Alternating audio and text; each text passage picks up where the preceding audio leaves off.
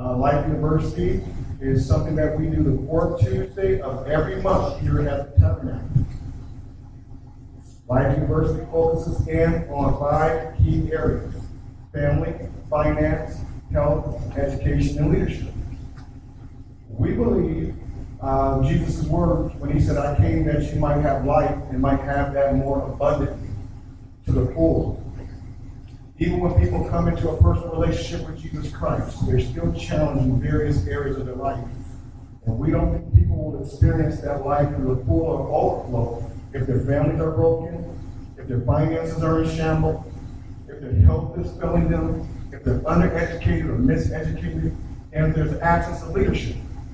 So what we hope to do through the vehicle of Life University is to educate our community in those 5 areas. And we believe when we know better, we'll do better. And we believe that knowledge is more than power. We believe that knowledge is life. So welcome to this month's Life University. And I'm going to bring my associate up, Pastor Goodwin, and I'm going to allow him to introduce our guest speaker for this evening.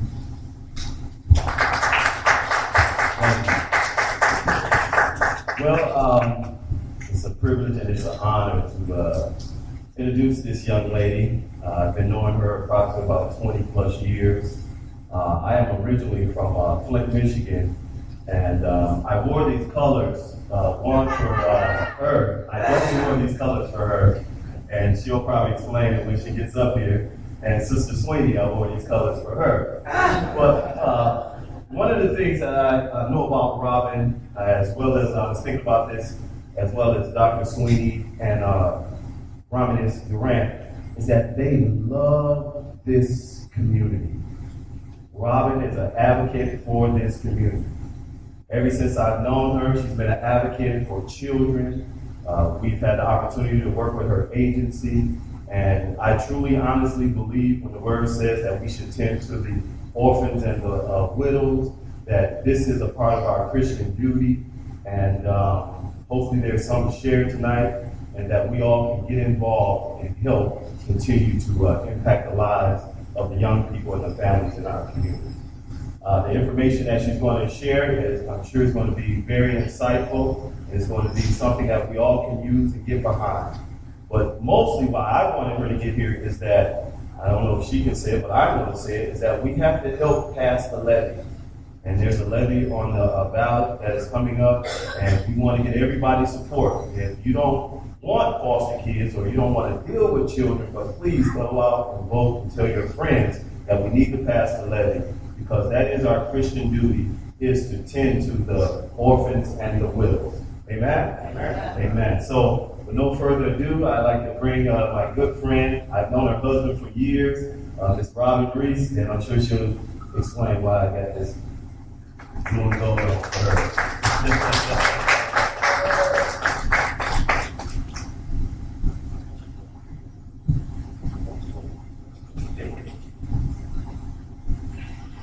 Tears are still falling from their Ohio State loss.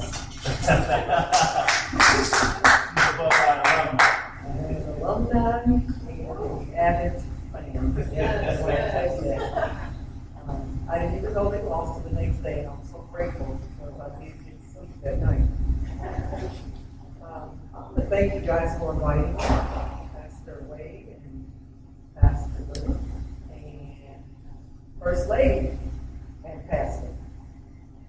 I appreciate the invitation. I believe that the church has such a role to play in what we're experiencing right now in Lucas County and actually across the country. And so whenever I get an invite from the church, I'm very happy to accept that invitation. Because believe me when I tell you, we are facing an epidemic of monumental proportions. And everything that you have heard about this epidemic, in my opinion, is understated. And so, I want to talk to you about it. I don't know if you guys know, but our mission in children's services is to lead the community in the protection of children. And what we do is actually outlined in the Ohio Revised Code. If you like numbers, look up 5153.16, and you will see that it clearly states what we're supposed to do. Now, even though by law, our mandate is outlined for us, ultimately, the responsibility for protecting children falls on the county commissioners. And so, the county commissioners appoint a board, and the board hires a person like myself. So I act on behalf of the board, and the board acts on behalf of the county commissioners. So a big part of what we do in terms of our finances and support and services depends very heavily on Lucas County. And that's every part of our operation. From the time caseworkers answer the phone, when they go out to investigate abuse and neglect, until possibly a child is placed in foster care, all of that is supported by all of you. And so technically, everybody at Children's Services works for you. We at Children's Services, in every sense of the word, are first responders. I know you don't hear that. You hear that about police officers and firemen. But believe me when I tell you, we are first responders. We don't carry guns. We don't carry mace. We have no weapons. We're only armed with a practice model that is family-centered, strength-based, and trauma-informed. So what does that mean? What that means is that we value family. We value your opinion. We value the fact that you understand what your family needs. We value the fact that we can assist you in developing a case plan for your own family. We value the fact that you have family, you have resources, and so that's how we approach families. So, strength-based. We don't approach families from a negative point of view. No matter what your situation is, we look at your strengths. And sometimes we have to stretch, but we do. Sometimes, you keep a nice house. You've raised wonderful children. You have so much family support. In spite of what you're dealing with in terms of your addiction, you've been able to maintain. And so we look for those strengths, but we also understand how trauma impacts families. And so, believe me, it gets complicated. As a young caseworker, and this is to speak to the point that we are first responders, I remember, and this was 30 years ago, one of my first cases, I went out with another caseworker, and honestly, when I saw, you knocked on the door, the mother was in back of us. She opened the door, we started up the stairs, it was a duplex. We should have, actually, we knew we were in trouble, but we heard the locks click.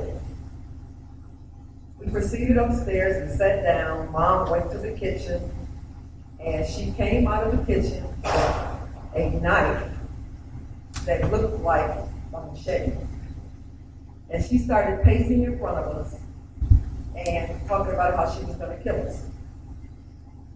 Again, the difference in us and the police officers, we don't carry guns. I promise you, we talked about the weather, we talked about how wonderful she was, we talked about how wonderful her kids were, until we calmed her down. Okay? She set that knife down. We told her we had to leave. We come back. We walked down those stairs, and I promise you, we ran past the car because we were afraid that she was going to follow us. And so that's the kind of finesse you have to have as a caseworker. So, one of the things that I want to talk to you about also is, some of you don't even know some of the things that we do and all the departments that we have. We have an assessment department, They do the actual investigations. We have family services. They provide ongoing services for families. We have a foster care department. We have treatment foster care for kids that have severe needs.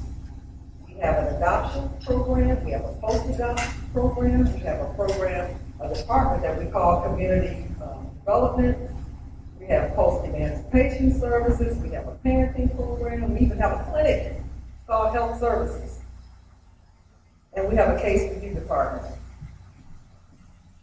We are open 24/7. Probably didn't know that. You have people on duty 24/7, 365 days a year. It's critical for us that we keep caseloads low, because if we don't, one of the things we know for sure about child protection, if caseloads increase, children die. We have to be able to respond to every crisis situation that we're called to investigate. And so we try to keep our caseloads low. And I will tell you what we're facing with this current levy budget. So child protection services, and this is pretty much for our ongoing services. What do? Like I said, they screen cases, they investigate, they develop safety plans, they go to court hearings, they provide families with services, they refer families to services, case planning, they monitor visits, you name it. We pretty much do it all. Right now, Children's Services is experiencing an unprecedented level. Children in Lucas County are experiencing an unprecedented level of trauma. And this is due, in no small part, to the epidemic that families are facing in our community. And I know most of you have heard about it. There is an opiate and heroin problem in Lucas County. And I want you to know, you have the best possible staff and advocates for this current crisis. For most of the staff in Children's Services, this is not just a job. It is absolutely a passion. And believe me, when you look at social work, child protection is one of the most difficult disciplines in social work. And actually, right now, we're having a hard time getting social workers. So if you have the heart for it, and you get a degree in social work, you'll probably get a job right away. That's how difficult it is. So I encourage you people. We're competing with hospitals, schools, managed care companies, social workers. And honestly, due to this current epidemic, caseworkers are facing what we call secondary trauma. And so it's very difficult. So, again, I've told you that what we do depends very heavily on support we get from other agencies. These agencies include like Children's Advocacy Center, the Family and Child Abuse Prevention Center, Juvenile Drug Court, Pension Navigator, Lucas County Family Council, ZEP Center, Padua Center, and several other agencies. I believe as a director that child abuse is 100% preventable. And not only because, I've seen with some intervention what can happen, I'm also a Christian, and I have to believe that. I have to believe that we can do better. When we know better, we can do better. And so, but I also believe that in order to prevent child abuse, as a community, as a faith-based community, social services agencies, we have to tackle this much different than we've done in the past. A lot of what has to happen, honestly, is in prevention. And I've had this discussion with many pastors, and by the way, I want to invite you guys to be part of my faith-based support group that meets once a month. We need you. What I've said to pastors is, look, this is not sustainable what we're doing now. We have 100 more kids in care than we had this time last year.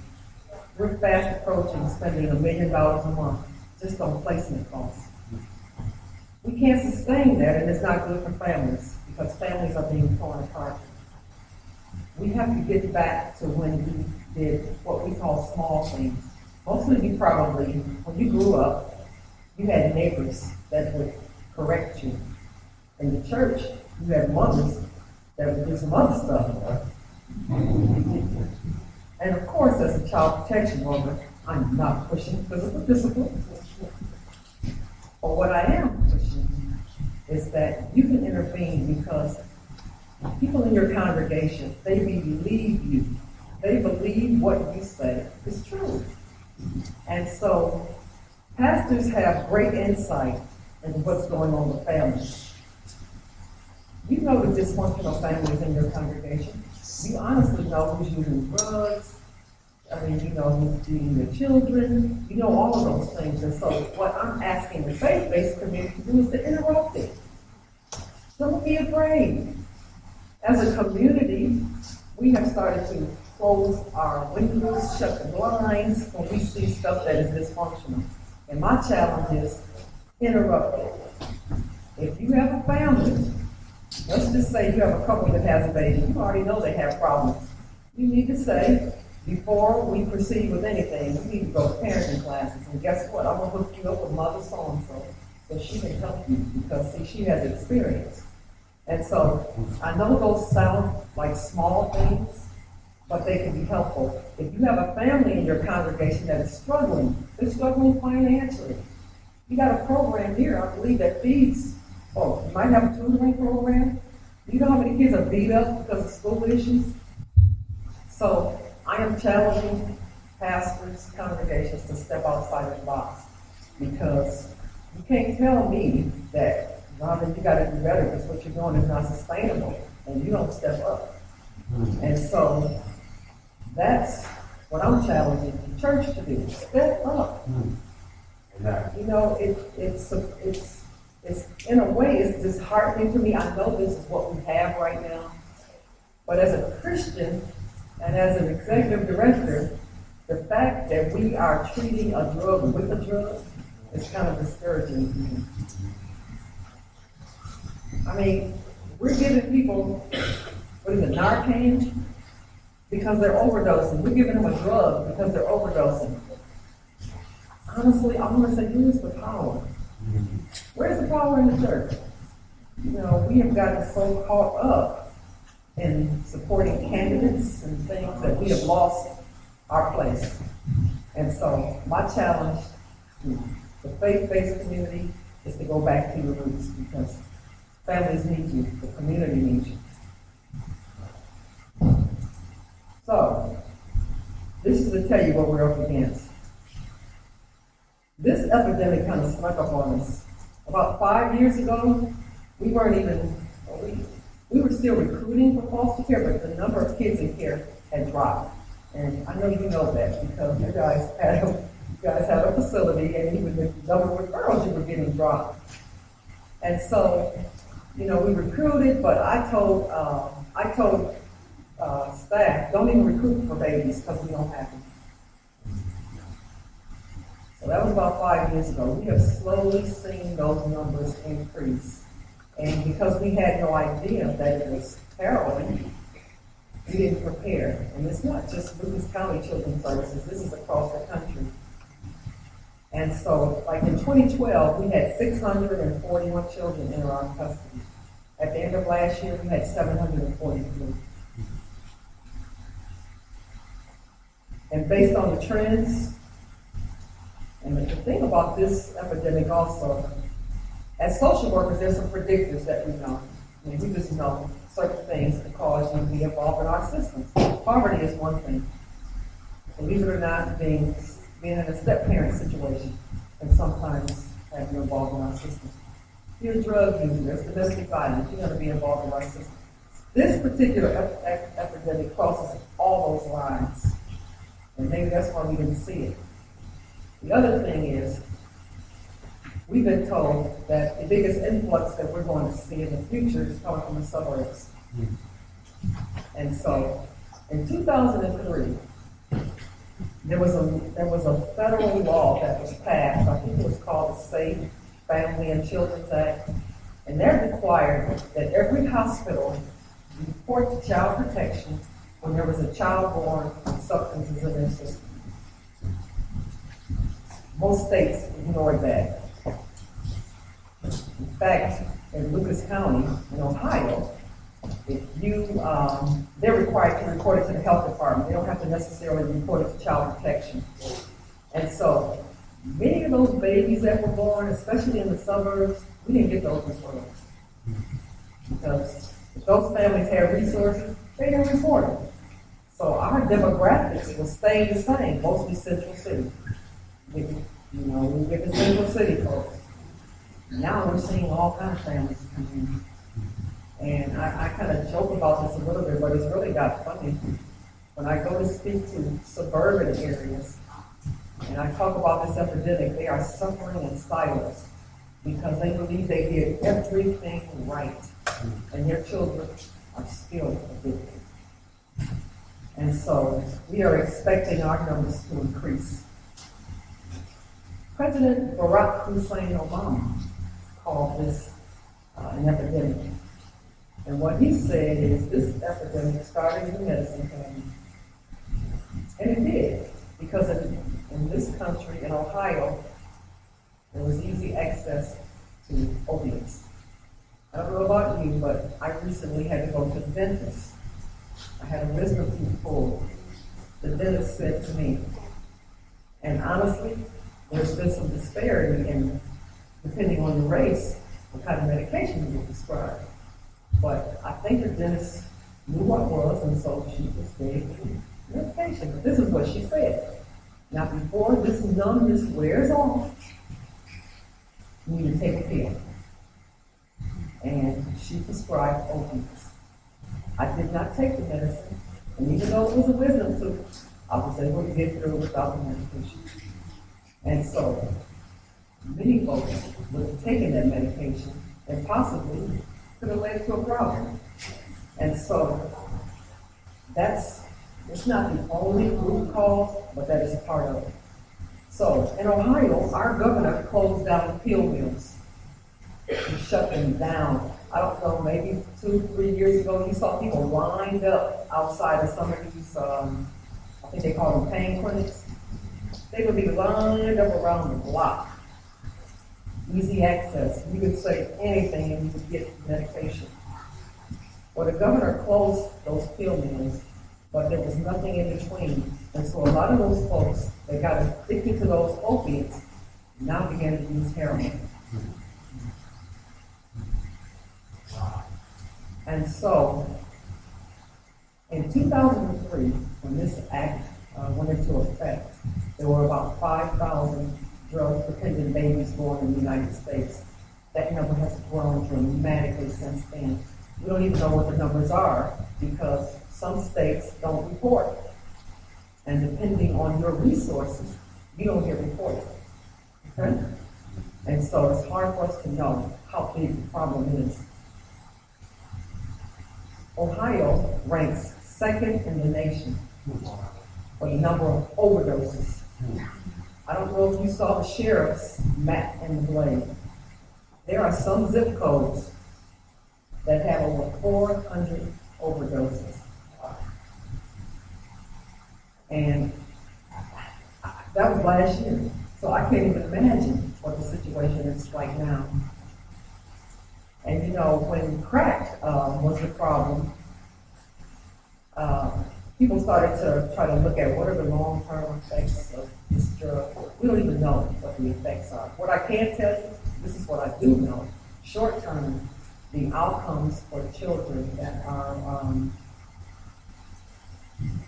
dependent on these drugs, the short-term impact seems to be, if you can get them through the withdrawals, the outcomes seem to be okay, but we won't know the full effect until these kids get over it. But what I've been told by foster parents, if we can just, persevere through the 36 hours of children, babies being awake, the same kind of withdrawals that adults have, the babies have. They're on methadone, they have the shakes, they have the, clenching, the itching, the whole thing. This is what babies are experiencing. In fact, they call it neonatal abstinence syndrome. Thank you.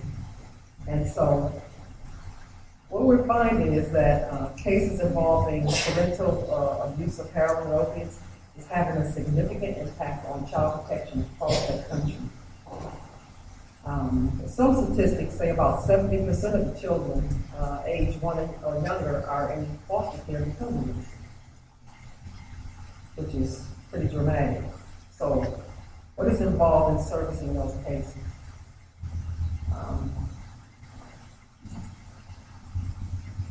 People they need their hands held.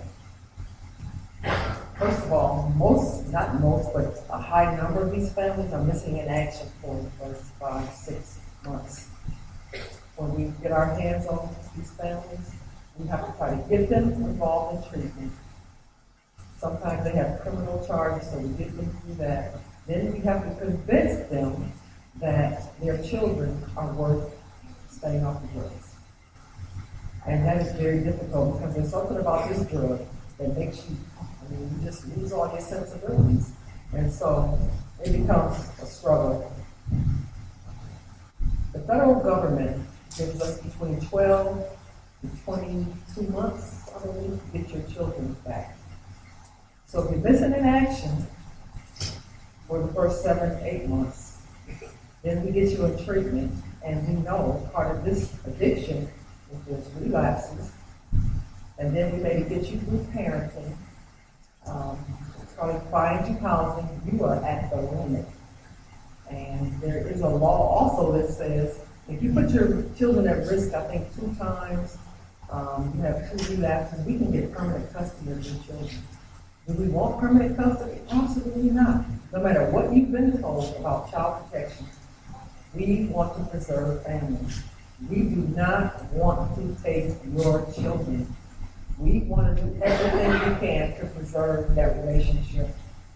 But our goal is permanency for children because we recognize the trauma that is involved in having children in our system and moving from home to home. And so we have to take that into account. So I told you this epidemic snuck up on us. So last year, we looked at the presenting problem for cases being opened at Children's Services. 49% of the cases that we opened last year, the presenting problem was substance, a drug. 42% was mental health. 41% was parenting and neglect. 26% domestic violence. 12% physical abuse. 9% child behavior. And 4% sexual abuse. Now, some of those overlap. It's not mutually exclusive. So then we said, what are all cases open with substance identified? What was that substance? 27% was alcohol, 29% was cocaine, 34% was marijuana, 59% heroin and opiates. Then we looked at what is the, if this is substance, what is the primary problem? 74% of those are heroin and opiates. Now it's 76%. So it's not getting better. I'm going to read to you a case that just came in this week. And by the way, and I should have probably said this in the beginning, within the last 5 days, we've had 2 parents to die from overdose. And we got a text. From someone that said one of their friends overdosed and died. One of the cases, the parent had finished treatment and was working toward reunification. Caseworkers had to break the news to the children that they were not going home. So, this is a case that came in this week. Children's Services received a referral on 9/19, which stated that mom and her boyfriend had their son in a car along with mom's nephew. Both of the children were 3 years old. The referral source was told that mom was high on Xanax and her boyfriend was high on something, but the referral source didn't know what. Referral source was told that the boyfriend started to nod off while driving and possibly wrecked the car. Referral source reported that mom and her boyfriend dropped nephew off at another relative's home as his mom was at work and were observed to be high. Then they left that home and took their son with them. At contact with the parents, both denied the allegation. When asked to provide a drug screen, boyfriend complied. His results came back positive for buprenorphine,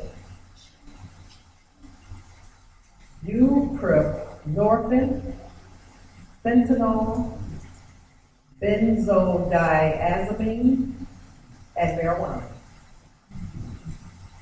How can you have that many drugs in your system? Mom did not provide a drug screen when questioned. She stated that she was ill and went to the hospital. Caseworker requested her medical documents, which provided a diagnosis of opiate withdrawal. This is becoming more common than not. I don't know if you saw in the late, I believe, on television last week, somebody on a Lexus jumped the curb and they were hanging out. They had overdosed. And somebody took a picture of it. I thought was kind of consensus before they left. Last year, Children's Services received 12,000 calls from the community, reports of abuse of children.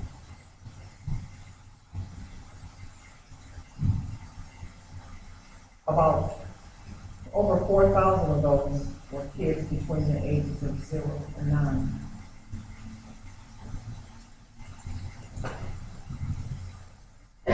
Among the 100,000 cases entering Ohio Child Protection System annually, families dealing with opiate and cocaine abuse consume most of the resources.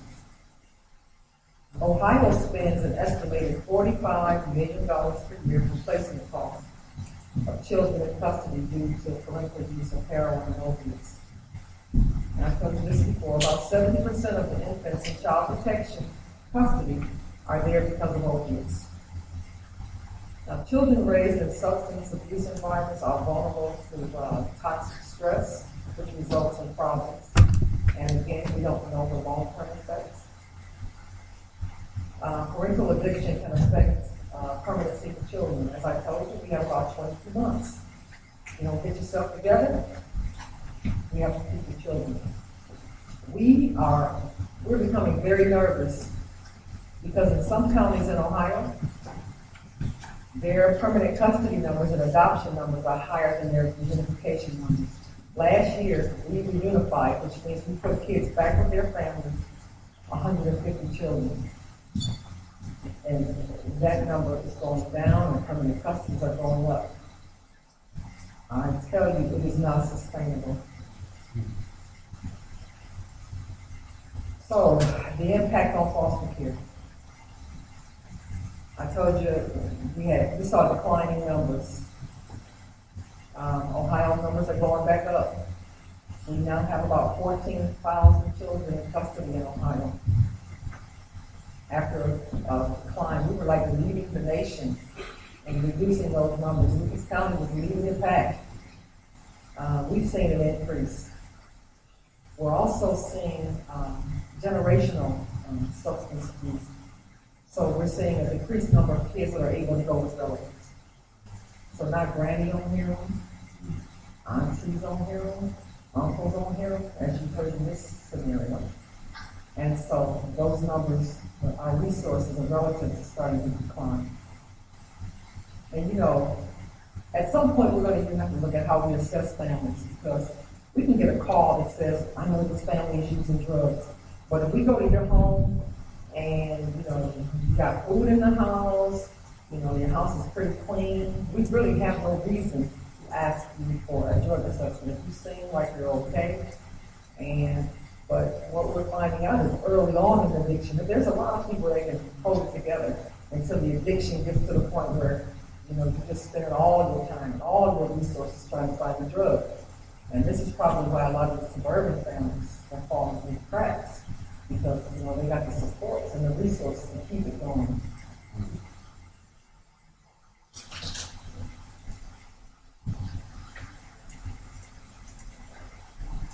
This has impacted our costs. And I know I'm not here to talk about the levy, but I'm gonna get to that. At the end of 2016, and we've got about 450 kids in foster care. Some in group homes, some in institutions, but the larger proportion in foster care. One of my first responses to this epidemic was to recruit 400 foster homes. I know you guys are saying this sign. We need 400 homes, seriously. And so that was one of our first responses. Okay, we got to get some homes in here because the kids are coming in fast. Now, I haven't talked to you about some of our other issues. With juvenile justice reform, we are seeing kids in care that we've never seen before. And we've seen some of those kids. These kids would have normally been committed to like DYS. And I understand the concept. We don't want to criminalize juvenile behavior. We don't want to criminalize trauma. But the impact on our system has been overwhelming. And I'm just going to give you a few numbers here. Right now, we have about 37 children that the cost for those children is between $100 and $199 a day for placement. We have 14 children that the cost of their placement is between $200 and $299 a day. We have 7 children, the cost of placement is well over $300 a day. And that is why we are fast approaching spending $1 million a month. So, let's talk about the levy. We have a levy on the ballot. It is issue 20. Don't get it mixed up with any of the other issues. I am not saying don't vote for any of those, but it is critical that we pass this levy. Absolutely critical. We're asking for a 1.4 levy, which is a renewal, and an additional 0.4. If you own a $100,000 home, it's going to cost you about $56 a month. A year. We need this levy. I hope I've made the case. Without it, children will fall through the cracks and they will die. And I don't know any other way to put it. I know people hate those do or die situations, but that's what we're facing. And so I'm asking you to support that levy. I'm asking you to help me recruit foster homes. And I'm asking you to pray for us. Okay? So thank you.